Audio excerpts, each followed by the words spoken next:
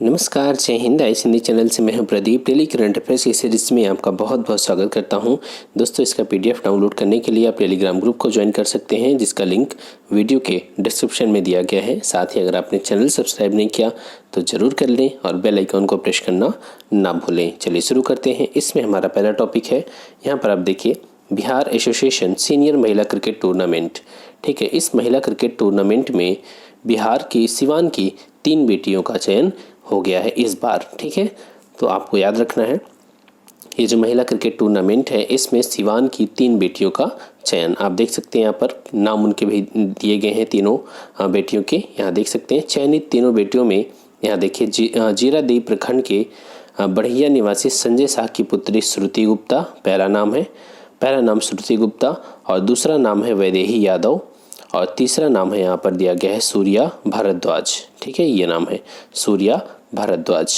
ठीक है, तो इनका चयन हुआ है महिला क्रिकेट टूर्नामेंट में। ठीक है, इससे पहले भी इन्होंने कई ट्रॉफी खेल करके इस क्षेत्र का नाम रोशन किया है, और बिहार की तरफ से खेलने की सूचना बीसीसीआई ने अपनी वेबसाइट पर उपलब्ध करवाया है। बस आपको इतना याद रखना है। चलिए आगे चलते। इसरो ने श्रीहरिकोटा से 19 उपग्रहों को लॉन्च किया। ठीक है, इसरो जो भारत की स्पेस एजेंसी है, इसरो जिस तरीके से अमेरिका की स्पेस एजेंसी है नासा, उसी तरीके से भारत में स्पेस के क्षेत्र में काम करने वाली एजेंसी कौन सी है? इसरो। ठीक है, इंडियन स्पेस रिसर्च ऑर्गेनाइजेशन। अब यहाँ पर बात करें तो जो इसरो ने श्रीहरिकोटा से 19 उपग्रहों को लॉन्च किया है, कब? 28 फरवरी 2021 को। ठीक है, और इस बार जो लॉन्च किया गया है वो PSLV C51 का रॉकेट का यूज़ किया गया है। Polar satellite launch vehicle C51 rocket का यूज़ किया गया है। ठीक है, और याद रखना, ये न्यू स्पेस इंडिया लिमिटेड का पहला वाणिज्यिक मिशन है। जैसे हमारी जो इसरो है उसकी एक अलग शाखा बनाई गई है जिसे हम न्यू स्पेस इंडिया लिमिटेड के नाम से जानते हैं। इसका काम क्या होता है? इसका काम है वाणिज्यिक मिशनों को अंजाम देना। ठीक है, वाणिज्यिक मिशन का मतलब, जैसे दूसरे देश कोई कस्टमर है हमारे, वो हमसे अपना सैटेलाइट लॉन्च करवाना चाहते हैं, तो सारी जिम्मेदारी किसकी होती है? NSIL की होती है। ठीक है, उसी का काम होता है अपने कस्टमर से संपर्क करना, उनके सैटेलाइट को लाना, लॉन्च कराना, ये सारी जिम्मेदारी न्यू स्पेस इंडिया लिमिटेड की होती है। ठीक है, और यह इसका पहला वाणिज्यिक मिशन है। सबसे इम्पोर्टेंट बात कि इन 19 उपग्रहों में से मुख्य उपग्रह कौन सा? एक सबसे इम्पोर्टेंट था अमेजोनिया 1, जो कि हमने पिछले वीडियो में इसके बारे में बात किया था। साथ ही एक भारत का सैटेलाइट था सिंधु नेत्र। क्या नाम था उसका? सिंधु नेत्र। ये जो सैटेलाइट है ये लद्दाख से लेकर के पूरे इंडियन ओशन में निगरानी करने के लिए ये काम करेगा, सिंधु नेत्रा। आपको याद रखना है इसको। ठीक है, जो अमेजोनिया 1 है उसका वेट कितना? 637 किलोग्राम का सैटेलाइट था। ठीक है, और ये ब्राज़ील के द्वारा डिज़ाइन किया गया था और इसे लॉन्च किया गया है इसरो के द्वारा। ठीक, चलिए आगे चलते हैं। PM Modi maritime India summit 2021 का उद्घाटन करेंगे। यहाँ पर ध्यान से देखें, 2 मार्च को, कब? 2 मार्च को मैरीटाइम इंडिया समिट 2021 का उद्घाटन किया जाएगा हमारे प्रधानमंत्री नरेंद्र मोदी जी के द्वारा। ठीक है, ये 3 दिवसीय शिखर सम्मेलन है, 3 दिन तक चलेगा। ठीक है, और इसका जो आयोजन किया जा रहा है वो पत्तन, पोत, परिवहन और जल मार्ग मंत्रालय के द्वारा एक वर्चुअल प्लेटफॉर्म पे इसका आयोजन किया जाएगा, क्योंकि आज मतलब भौतिक रूप से उपस्थित होना तो थोड़ा सा चुनौतीपूर्ण है, क्योंकि कोविड-19 की वजह से बहुत से जो मंच हैं सबको डिजिटल बना दिया गया है। जो भी कार्यक्रम होते हैं सबको वर्चुअली ही अब आयोजित किया जाता है। तो ये जो शिखर सम्मेलन है इसे भी वर्चुअल प्लेटफॉर्म पर ही आयोजित किया जाएगा। ठीक है, अब अगर बात करें तो मैरीटाइम इंडिया समिट 2021 के लिए भागीदार देश कौन है? तो भागीदार देश के रूप में काम करेगा कौन? डेनमार्क। देखिए, नाम से ही लग रहा है मैरीटाइम। मैरीटाइम का मतलब क्या हो गया? समुद्री। ठीक है, समुद्र। अब यहाँ पर ये जो शिखर सम्मेलन है, और याद रखना इसमें जो फिक्की है, जो हमारा यहाँ पर ध्यान से देखें, जो कि ब्रिटिश पीरियड में ही, आज़ादी के पहले ही इस संगठन की स्थापना हुई थी। यह हमारे वाणिज्यिक जो समूह हैं, व्यापारी हैं, उनका एक बहुत बड़ा संगठन है फिक्की। ये इसका क्या है? यहाँ पर ये भागीदार है। ठीक है, उद्योग भागीदार है। अब इतना ध्यान रखना है आपको, जो ये मैरीटाइम शिखर सम्मेलन है इसमें उद्देश्य क्या होता है? इसमें अंतर्राष्ट्रीय सहयोग किस क्षेत्र में होता है? ज्ञान और अवसरों के पारस्परिक आदान प्रदान के लिए।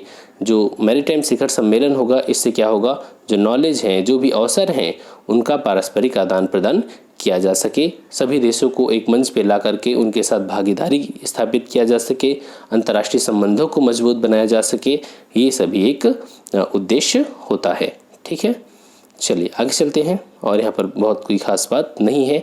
ये देख सकते हैं कि पहला मैरीटाइम इंडिया समिट कब आयोजित हुआ था? तो 2016 में मुंबई, महाराष्ट्र में। ठीक है, चलिए नेक्स्ट पॉइंट, 78वां ग्लोबल गोल्डन ग्लोब अवार्ड्स 2021। 78वां गोल्डन ग्लोब अवार्ड्स 2021 ये फिल्म वगैरह के क्षेत्र में दिया जाने वाला अवार्ड्स है। इसका जो यहाँ पर आयोजन था, ये किया गया था 28 फरवरी की रात में। इस साल नेटफ्लिक्स के show the crown, pop TV के शिट्स क्रीक और पिक्सर के सोल, ठीक है, इन शोज ने अपने दो अवार्ड्स, मतलब अपने नाम दो अवार्ड्स किए हैं। ठीक है, द क्राउन के लिए एमा कॉरिन और जोश ओकॉर्नर को बेस्ट एक्टर्स का अवार्ड मिला। किसको? एमा कॉरिन और जोश ओकॉर्नर को बेस्ट एक्टर्स का अवार्ड मिला है। ठीक है, ये मुझे लगता है बहुत आपको याद रखने की ज़रूरत नहीं है। ठीक है, ये golden crown, golden globe awards, बस आप एक नज़र देख लीजिए कि हाँ ऐसा कोई अवार्ड्स होता है। बाकी जब आपका एग्ज़ाम आएगा तो उस समय हम डिटेल में जो भी इम्पोर्टेंट अवार्ड्स हैं उनको हम एक जगह पे कंसाइज वे में देख लेंगे। ठीक है, ऐसे में याद भी नहीं रहना आपको, तो अभी इसको फ़िलहाल तो छोड़ ही दीजिए। चलिए, उड़ीसा करेगा इंडियन वुमेंस लीग की मेज़बानी। उड़ीसा करेगा इंडियन वुमेंस लीग की मेज़बानी। ये इंडियन वुमेंस लीग किस लिए? फुटबॉल के क्षेत्र में। ठीक है, तो अखिल भारतीय फुटबॉल महासंघ ने घोषणा किया कि उड़ीसा इंडियन वुमेंस लीग की मेज़बानी इस बार करेगा, लेकिन हालांकि अभी तारीखों की घोषणा नहीं की गई है। मुख्य बिंदु की अगर बात करें इसमें, तो देखिए कोविड-19 की वजह से जो बहुत सारे खेल थे वो आयोजित नहीं हो पाए। हालांकि क्रिकेट ही एक ऐसा खेल था जो कोविड कितना भी अपने चरम पे था, लेकिन उनको किसी न किसी देश में करवा दिया गया। ये अब इसमें क्या कहें, अन्य खेलों के साथ भेदभाव या क्रिकेट की लोकप्रियता या बहुत सारे फैक्टर्स हैं। ठीक है, इससे ये भी पता चलता है कि अन्य खेलों को उतनी तवज्जो नहीं दी जाती जितना हम क्रिकेट को देते हैं।